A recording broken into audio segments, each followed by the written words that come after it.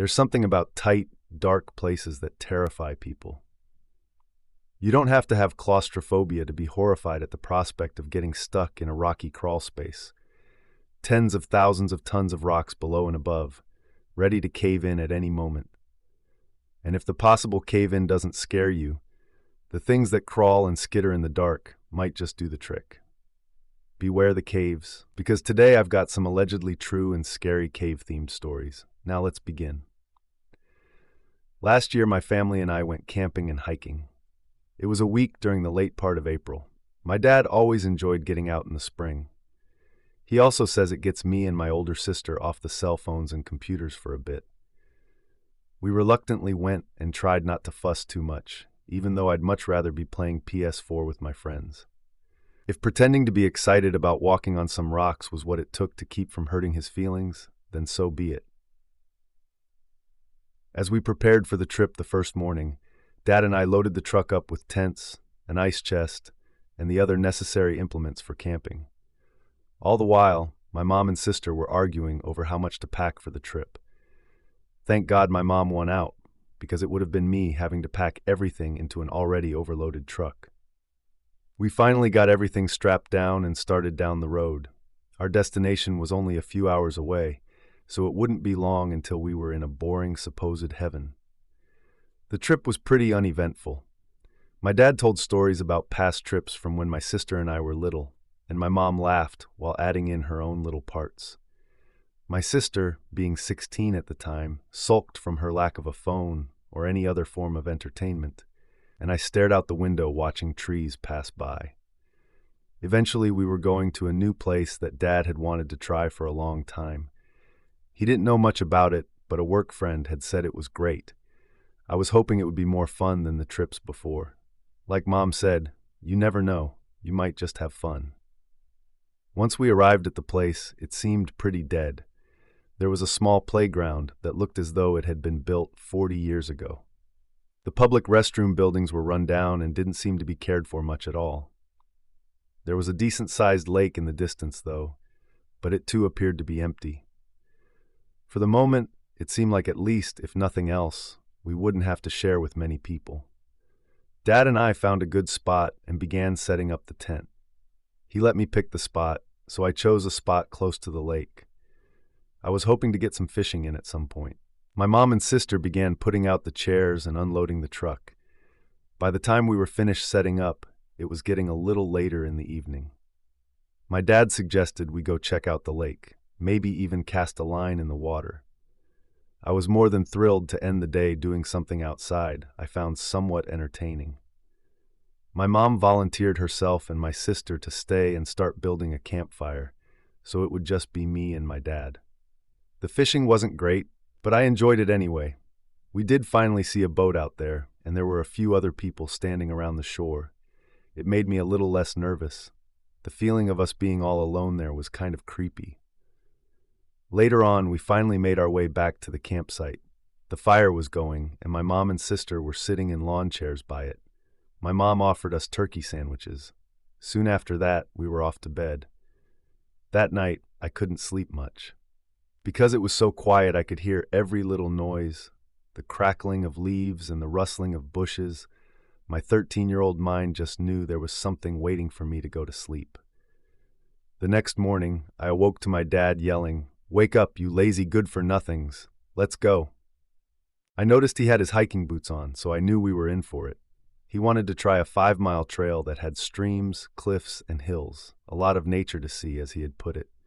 We got started, and there were some cool things to see. Huge gaps in the rocks that seemed to be bottomless and a few small waterfalls. As noon approached, the sky was overcast and it started to get really humid. I was sweating, and I had already drank 4 bottles of my water. We decided to take a rest, and about the time we were getting settled in, some other hikers appeared behind us. It was a man and a woman and a teenage boy around my age. My dad quickly sparked up a conversation. Soon he and my mom were talking away with them. The other boy introduced himself, and I found out his name was Adam. Adam was 14, and his parents had dragged him out for some fresh air. Apparently they didn't live far away, and he had hiked on this trail many times before. Finally tired of waiting on his parents, he asked if he could take me to see the caves. My dad asked if it was safe, and Adam's dad assured him it was, and it wasn't too far away. We began to make our way off the trail up a large hill and into some thick trees. On the way, Adam told me that he had been playing at these caves for a few years. He and his older cousins discovered them while on a small camping trip. People weren't allowed to go in them anymore because of young people getting lost and search and rescue having to go find them. Once we arrived, it was actually pretty creepy looking. The brush had grown up in front of the main cave, and it wasn't as large of an opening as I had imagined. He said there were more, but this one was the most interesting, because for some reason it was so cold when you stood in front of it. He took a rock and threw it in. It made a large echo in the distance. That was obviously the other really cool part to me. So of course we kept throwing rocks in and yelling, enjoying all the crazy echoes we were making. Nearby we found an old rusted bike frame with a bicycle bell still attached to the handlebars. Adam popped it off and threw that in as well. Naturally, it wasn't long before I asked if he had ever actually went inside the cave. He said that he hadn't, and that honestly it was just a little too sketchy for him. He didn't like the dark or enclosed spaces, but I really just wanted a peek just to see what was inside. I asked if he would stand outside the cave and wait if I went in for a minute. He nervously said he wasn't sure if it was safe, but I assured him I would be careful and I wouldn't go very far. He finally agreed after a few minutes of trying to advise me not to. I grabbed my small flashlight from my bag and started in carefully. I had to slouch down to get through the opening. Once just inside, I found he was right about the cold. The temperature had dropped at least 15 degrees. I looked around and noticed the cave actually opened up a few yards inside. My flashlight was less than high quality, so it was kind of hard to make things out at first. I figured I would let my eyes adjust for a minute. I made my way to the larger opening where I could stand up. I could see a little better, so I slowly started making my way further into the cave. Adam began yelling, asking what I could see. I responded with nothing yet. As I kept walking, I came to a spot with a large shelf that was in the middle of the path. It was about 5 feet high. I'm not sure why, but I really wanted to see what was on the other side. So I grabbed the edge and began finding footholds to climb up. Once on top, the path got really low and narrow. Adam started yelling that we should be getting back. I told him just another minute as I got down and began to crawl through the small space. I had been crawling for a few minutes when I started to get a little scared. It had gotten really cold. It felt like the air was getting thin. I realized the space was too small and I could not turn around. I crawled just a little further, and finally there was another opening. I stood up and stretched. I was about to crawl back through when I could have sworn I heard a small whisper. I used my flashlight and looked around quickly, but I had stirred up so much dust getting up. The lighting was so poor, too. I could barely make anything out. It was about that time I felt something brush lightly up my shoulder. I broke out in goosebumps. It was time to get out of there. I got down on all fours and began trying to climb back down the tunnel. My backpack got hooked on a sharp rock and I was freaking out so bad, pulling it so fast it wouldn't come undone. That's when I heard a ring. I couldn't promise it, but I was almost sure it sounded like a bicycle bell. I let go of the backpack and began to crawl. I was moving so fast, so tensely. It made getting through the narrow passage feel like walking through quicksand. I was losing my breath and had to slow down. As I caught my breath, just as I was about to relax, I felt a cold hand grip my ankle. It felt like for a second something tried to pull me back. This gave me new energy to escape that tunnel. Once I got to the ledge of the shelf, I couldn't find a quick way down. I turned around and began to dangle my feet over the edge. As I looked up, my flashlight in my right hand pointed forward because I was holding onto it and the ledge too. About 10 feet down in the tunnel, I saw what looked to be a face. It was pale, clammy. The figure had long, dark hair, and the face was grimaced, like someone who had died in agony. The small light from my flashlight glared off of its teeth. I let go and fell landing on my back. The wind was knocked out of me. I jumped and ran to the entrance with tears in my eyes. As I came out, Adam was standing with our parents, who had just began questioning about my whereabouts. My dad saw my face and grabbed me, asking what happened, asking if I was okay. I didn't want everyone to laugh at me, so I began telling them that I got lost and I had fallen. After telling me how stupid I was, my parents took me back to camp to assess my injuries. Deciding that I just had some bumps and scrapes, they kind of calmed down. After that, I begged to go home because I could not stay the night there, knowing what was in that cave. Seeing that horrible face, it had traumatized me. After my begging, they finally gave in and took me home. I'm not sure if what I saw was real or not.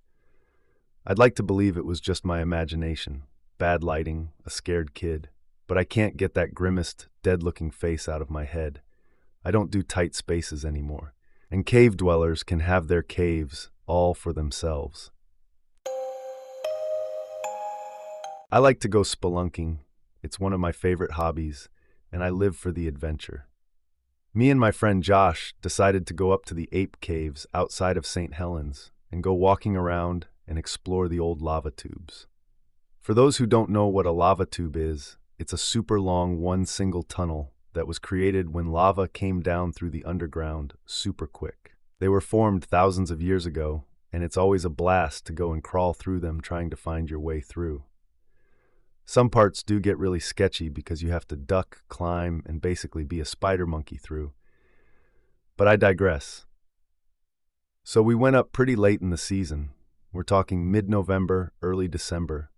This was back in 2014, so the details are a little sketch. It was pretty late when we got there, and we were the only car in the parking lot.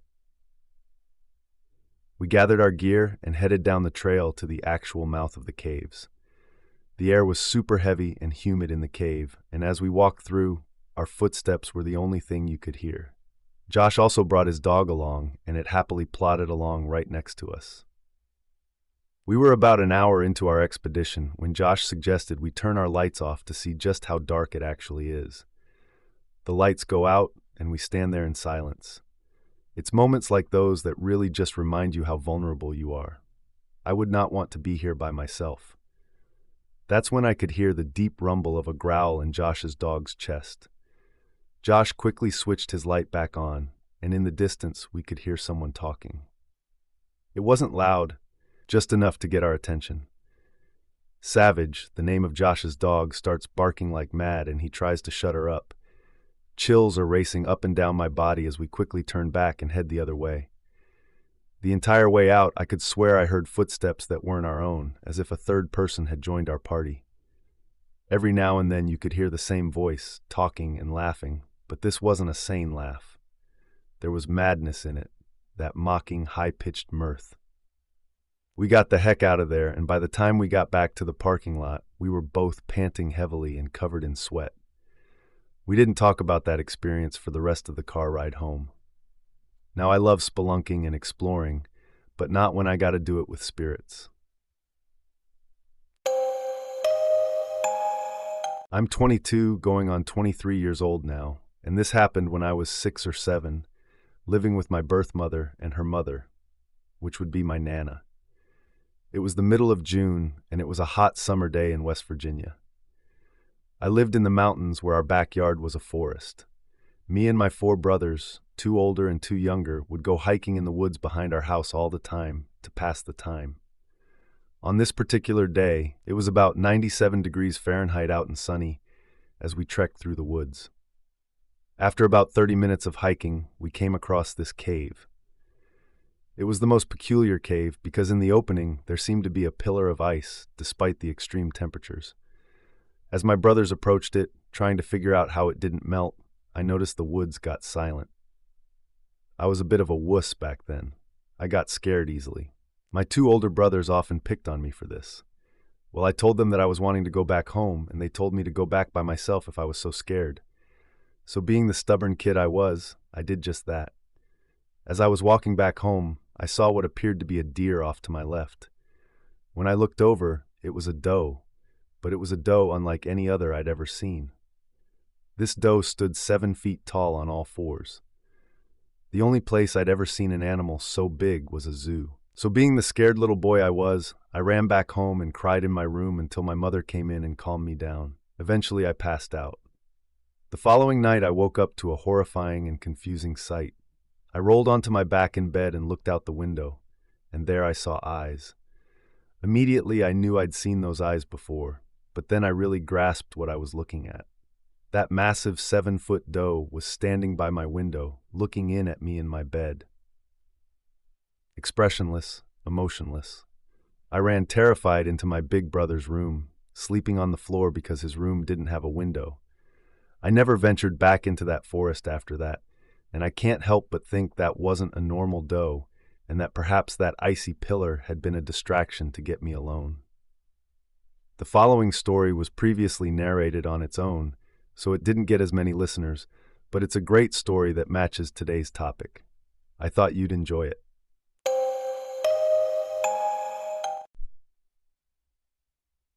Where I'm from in rural Germany, we have a local legend about a tunnel that runs through a thin but steep mountain called Eisenwolfen Mountain, or Iron Wolf Mountain.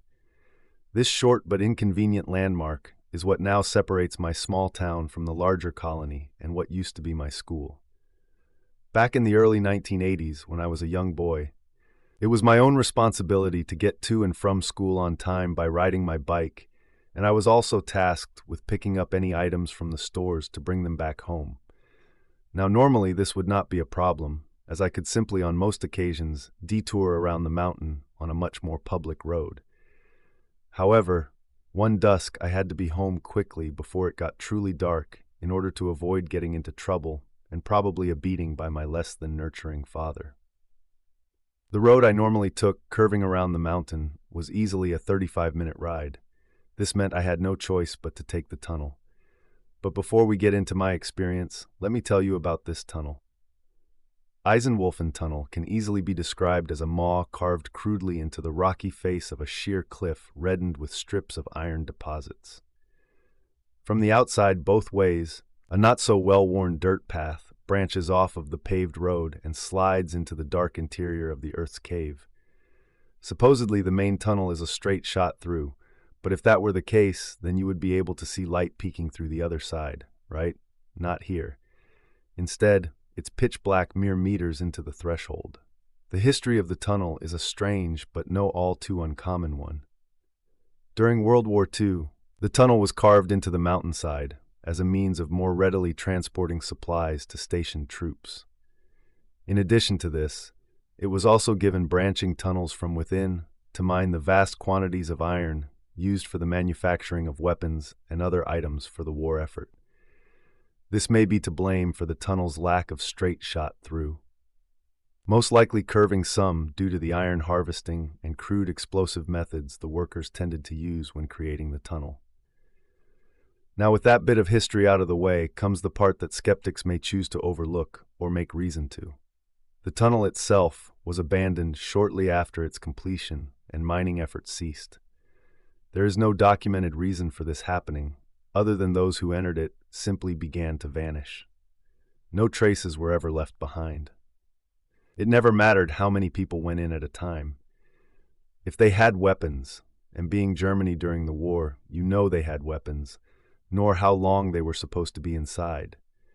Even if they had lights with them, a few documented accounts of those outside and watching say that the darkness of the tunnel snuffed the light out in an impossible way, consuming it and the men who entered. Along with this, no sounds of screams or struggles were ever heard from outside. Everyone who went in simply disappeared without trace or reason. As such, the tunnel and mining operation from within were abandoned, the war losing more people to the mountain's mystery than what resources were worth gathering. That being said, since then more and more people have gone into the tunnel and have been lost, but not all. On occasion, a person, adult or child, it doesn't matter, will claim to have gone into the mountain and made it completely through the tunnel. However, when they do this, it's quite clear that portions of their mind were left behind. Eventually, kids started to dare each other to go into the tunnel's shadows and stand there for 5 minutes, or was used as a sort of rite of passage. This led to more disappearances by some, but not all, folks who chose to perform the task, which in turn prompted the local government to put up wooden blockades and signs warning people not to trespass, ineffectively closing off the tunnel to anyone who might want to go in. This didn't work for me. As I said before, I had to be home soon one dusk to avoid my father's temper. This meant that by the time I'd gotten to Eisenwolfen Tunnel's poorly blocked-off entrance, the moon was already climbing its way into the sky. Being a 13-year-old boy and not wanting to take the extra 35 minutes to get home by going around the mountain's edge, I quickly decided that I would try the tunnel for the first time. I knew of the stories and was well aware of the traditions of leaving people inside for fun, but I can honestly say that fear of my father's beating vastly outweighed the fear of a local legend and dark cave. Pretty bad when you're more frightened of your own father than the thought of possibly vanishing, huh? Anyway, I made up my mind rather quickly and mustered up what courage I had to enter the tunnel. Luckily, I'd brought a headlamp with me just in case. It was a simple elastic band with a mini light on the front that went around my head circumference. Turning that on, I hopped off my bike and walked it carefully past the haphazardly placed blockades and crept into the tunnel. Just as I had imagined, the inside was crudely torn out of the mountain's rocky flesh, and darkness enveloped me and my bike. I didn't get back on due to the mystery of what lay ahead, unwanting of speeding through and inadvertently crashing into a wall or flipping over the handlebars due to a jutting stone.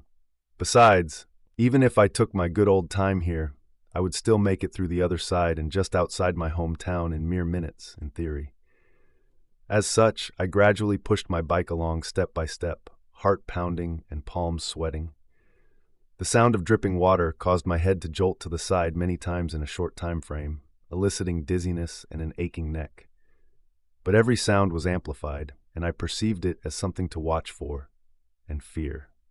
I had only been walking for a couple of minutes when the fear that had been welling up inside of me burst the fragile dam of confidence I'd tried to cling to. It was just all too much, even though nothing truly terrifying had happened yet. All I had seen were the red-orange walls scored with marks of forgotten miners and a few pools of murky water. No monsters, no missing bodies, nothing but the cave itself and blackness. But it was this blackness, and the thought of the stories I'd heard that clutched my cowardly child heart, holding it with a fierce grip that I turned into energy to fuel my haste to leave. I held my bike's handlebars tightly in my hands and whipped around with the contraption, turning my back to the cavernous way. However, upon spinning, I saw no light from the outside, not even the dim brightness of the moon's illumination.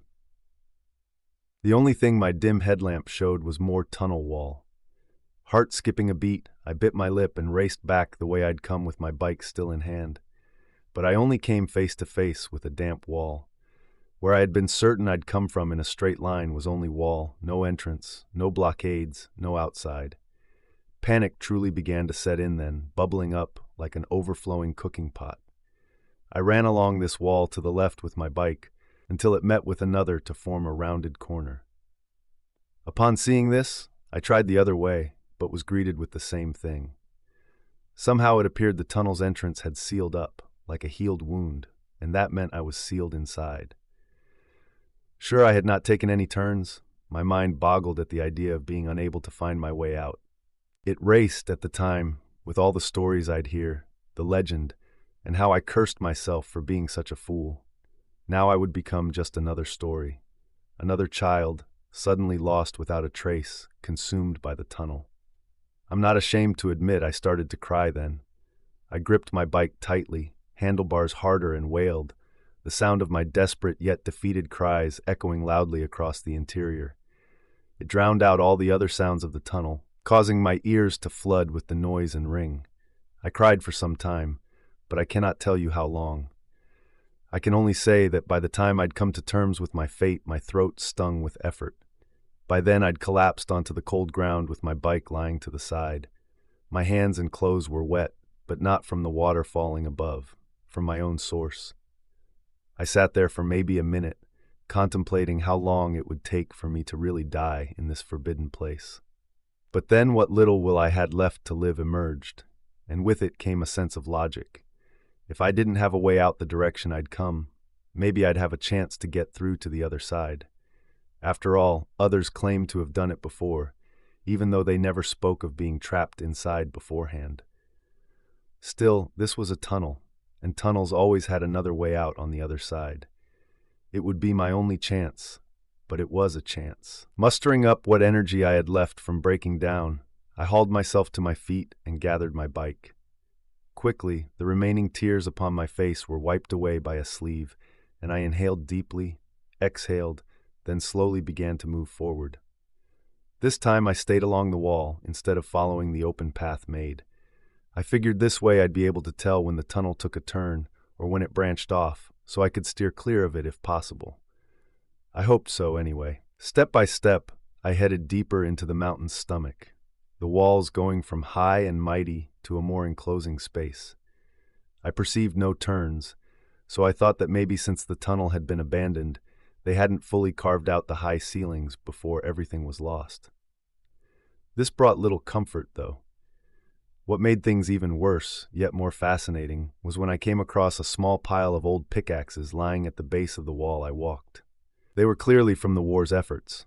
The wood almost rotted completely away from years being in heavy, humid air, porous and nearly like shriveled sponge. The metal heads were rusted greatly, deformed by the oxidation, and a thick coating of dust blanketed it all. For a moment I stopped to stare in wonder and caution, having almost tripped over the sudden collection in my small circle of luminescence. How many people had been down here working on the tunnel? How many after had come to see remnants of the past such as this? Judging by the undisturbed dust, I would say not many. Perhaps I was the only one to witness these relics for decades. Even so, even in my moment of wonder, I knew I had to press forward, so I left the pile as it was, undisturbed by anything of the outside world. Continuing on, I began to notice various other objects lying about. Hammers, hinges, lanterns, even a small metal box all lay scattered throughout the tunnel's interior and somewhere in my path. Then came the worst thing I could have come across. After walking for what felt like a mile, I was met face to face with another wall, a dead end tapering down into a rounded point with walls pressing close to my personal bubble. But how, I thought? I'd been watching where I was going, and the wall I'd followed had never taken a turn to my perception, not even a gradual one. How was I at such a clear end that wasn't my destination? In hindsight, I suppose the long-forgotten tools should have been my clue that I had deviated from the main tunnel and went down instead a mining shaft. But at the moment I hadn't thought of the tools. I only let out an aggravated yowl and carefully turned myself and my bike to head back the way I'd come, and hopefully I'd find the main tunnel again. I walked and walked, following the same slick surface I had before to go back. But no matter how much I stepped forward, I never seemed to really go anywhere. The tunnel all looked the same, walls and ceiling close, stretching further onward in what looked like a straight shot into everlasting darkness. Yet never again did I find those hammers and hinges and lanterns. Never did I regain sight of the pickaxe pile, even though I'd retraced my path exactly the way I'd come. Suddenly, the light of my headlamp caught the sheen of something truly awful. At the edge of its golden radius, a weathered but clearly discernible length caught my attention. Shakily, I looked onward, slowly panning the light upon my head further up the object. A skeleton's leg led to tattered pants, which led to a ripped shirt that connected upwards to a torso, and beaten skull slumped against a jutting rock. It's safe to say I let out the beginnings of a scream, but the reverberation hurt my own ears, so I covered my mouth firmly with both hands, allowing my bike to clatter over in the process.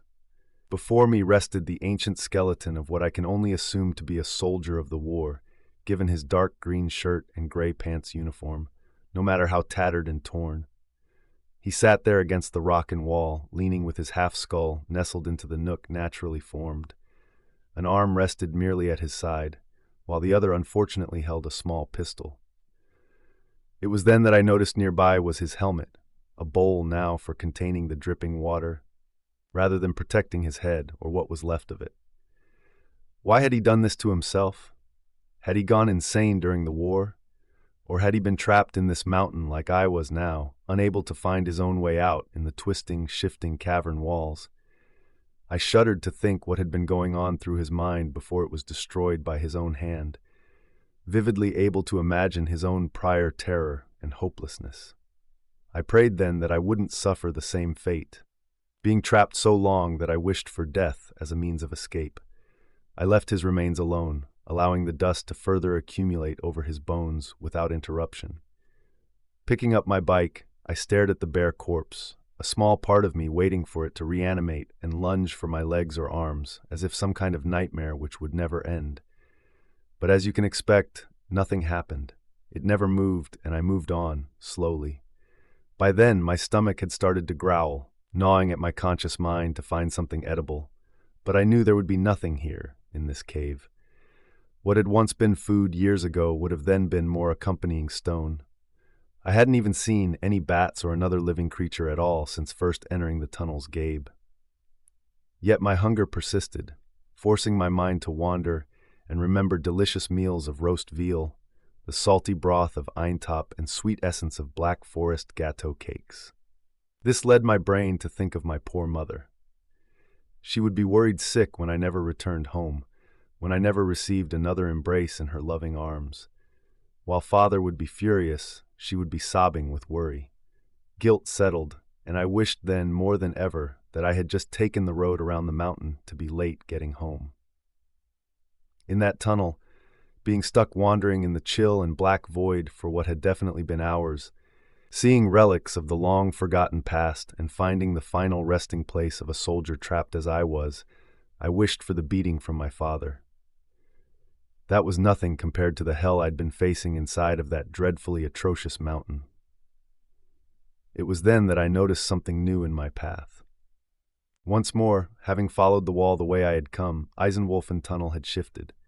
Instead of the mineshaft opening up into the main tunnel, I was faced with a choice.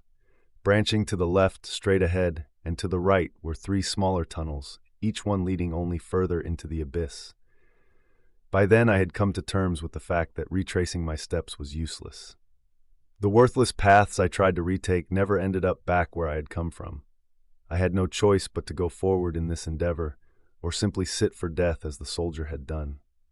With the second option not yet viable, I chose to press onward. I used a simple tune akin to Eeny, Meeny, Miny, Mo as a means of random selection, eventually opting for the tunnel on the right. Gradually I entered, bike still by my side. I don't know why I still kept onto it at that point in time. In the squeezing expanses I found myself constantly traversing, and the bicycle had no use.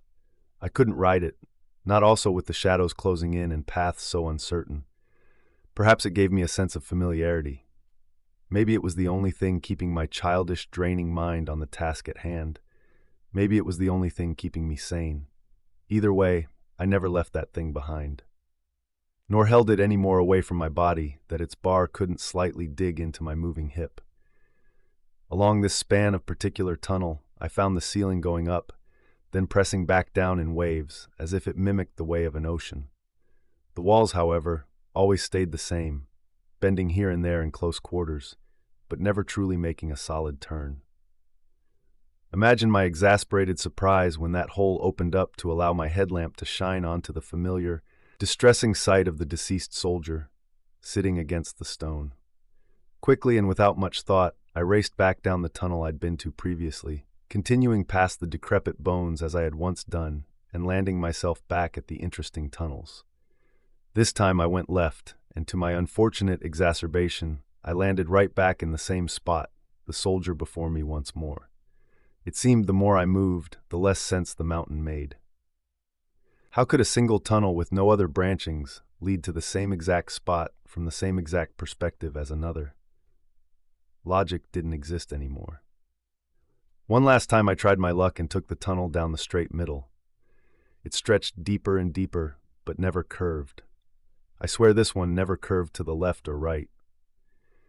If I had had something to shoot down the center, I know it would have traveled far before ever hitting a wall. For minutes I walked until the ground started to slope downwards at a rapid descent, taking me even more beyond reality. And yet I let it.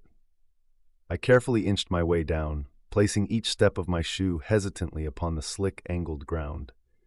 At first it wasn't so bad. I made it a good way down without incident, and then my foot slipped. With it, I was sent tumbling down, my bike, which I had been clutching onto tightly at my side and slightly behind me, coming down after me. I rolled quickly with the yelp, hitting my body in various places off the rocky surface, and most definitely having my bike smash into my teeth, causing a bloodied chip to be born before plunging into a deep pool. I was submerged, instantly soaked to the bone and gasping for breath, only to have disgusting iron-rich fluid fill my mouth and nose. Like a fish out of water and a boy in it, I flailed, desperate for something I needed to fill my lungs and to find the surface. I swear to you, while I was under and panicking, something touched my arm. Actually, a lot of somethings touched me. What I can only describe as many hands of various sizes grabbed my body and they pushed me up. My head finally broke the surface tension, and I gasped loudly. By the light of my now flickering headlamp, I swam the short distance back to the slope I'd come from. I'm sure it was the same one by the fresh gouges my bike's metal handlebars had scored into the stone on our way down. I clambered up into that little shore and heaved, coughing up foul liquid and feeling the sting of many cuts and scrapes fresh on my body. I didn't even try to find my bike, as I knew it was lost forever in the depths. I simply instead spread my arms and legs to press my feet and hands firmly against the narrow tunnel walls to climb my way back up the slope. As soon as I made it back up, my headlamp's then much dimmer, fading light caught it again. I wailed as the entire span of that tunnel I'd traversed before had been erased on my return, along with one of the other branching paths, leaving only two. Finally, I curled up next to the dead soldier, at last defeated by this godforsaken tunnel. Without touching the bones, I drew near and slumped against the wall, as he did, then cried once more, my lamp completely going out. Fully engulfed by the void, shivering from the cold, drenched and exhausted, I accepted my defeat. Broken as a glass vase dropped on wooden floor. For a long time I cried again, eventually curling up into a ball with knees to my chest and arms wrapped around, head down. I bawled my eyes out in the darkness, eyes unable to adjust with no light left, and tears blocking vision anyway. It was there that I subjected myself to the thought of true death. I would never escape this hellish encampment. I would never again see my mother or receive her kisses or hugs. I would certainly starve here, or perhaps die of infection from my many fresh wounds that would go untreated. Either way, the light of day should never more bathe my body or grace my sight. No light would. Even my own wails and heartbeat would be the only indication the nightmare wasn't over, the soldier my only other companion. In the silence long after my fit, I heard it shattered by something other than my heart and steady cave drips. Footsteps, clear as day. Footsteps echoed, bounding off the walls in a calm and steady pace, heading directly for my location. My heart nearly leapt, threatening to burst from my ribs as I rose my head from between my knees to see a faint glow of orange progressively growing near. However, barely any thoughts crossed my mind. I could only think either I would have someone else who was trapped to die with, or just maybe I would finally wake up from such a horrid dream. In moments, he was upon me, the light of his lantern burning my darkness-adjusted eyes. I raised my hand to block some of it out, but through squinted eyelids, I saw his black boots giving way to neatly tucked gray pants. In German he spoke to me, German being my first language. I understood every word, but he had a defining accent of the likes I could not put my finger on. It sounded almost like the accent my grandfather spoke. He asked me if I was lost, to which I simply nodded, unsure of what to actually say, or if I was even able to speak anymore from a throat raw with wailing. In response to my nod, he smiled, and I saw this from my eyes finally adjusting to his lantern light. Letting my hand fall, I gazed up at a young man in a soldier's uniform. His stubbly face was narrow and supple, no doubt showing an age of around nearly 18 to 20 years, with brown hair poking out from under a textured helmet. Blue eyes gazed down to my surely beaten, dirty form, with a soft warmth, and the corners of his mouth pointed slightly upwards. With his free hand, he gestured for me to get up, and I did, never taking my eyes off of him. "Coman," he simply said to me, then turned and began to walk away. With nothing else to go on, and curiosity growing with a newfound hope, I followed him at a limping pace. He headed to one of the branching tunnels, the one I'd come from after spilling into water and nearly drowning, and the other that remained but had once been the leftmost tunnel. The soldier glanced back at me with that smile, still adorning his face, and he headed into the left tunnel. With nothing left to lose and not even caring for my life anymore, I followed. We wandered wordlessly through the stone corridor for some time, the tunnel having now somehow shifted to wind to the right, and then the left, going up gradually a ways, and then back down before once more waning to the right. All the while, the soldier never once turned to look back at me. But the obvious sound of my footsteps pattered behind his with a distinct squish sound from being waterlogged. I never broke the silence myself either, exchanging no words with this man, but merely trailing along behind him and keeping my eyes either on the back of his mostly shaved, capped head or on the flickering glow of his lantern's flame. Eventually, we rounded a final corner, and miraculously I saw more light. Up ahead, perhaps a mere 30 meters, the sun shone brightly into the tunnel's form, pink and new. At first I thought it a hallucination, a trick of the mind brought on by false hope and delirium. Then the more I gazed, the more details of the outside world came to me. Trees along the right side swayed as they created a forest with vast undergrowth, tangling and stretching out onto the dirt path. Beyond that, following the path, I saw the paved road meet it and turn off towards my small town. Buildings in the far distance as the sun peeked in from the left, rising high rather soon. Frankly, at first I felt no joy, but seeing those trees, that road, the structures, and the light, what little ember of hope I'd somehow had left in my ragged body grew to the size of a roaring blaze. I shared no words with the man who led me there, and opted instead to mindlessly run towards the outside world ahead. 25 meters, 20 meters, 15, 10, then 5. I broke through the tunnel's consuming maw, bursting forth from the darkness to be gratefully bathed in warm splendor. I can tell you now the sun on my face that day, blinding my tired eyes, was the best feeling I'd ever felt. Despite my still wet and chilled figure, the aches in my joints and stinging on torn skin, I smiled. No more tears left in me, and face and throat sore from crying so much before, I didn't weep. However, had I the ability to, it surely would have come to occur. I was nearly home, but I was absolutely free.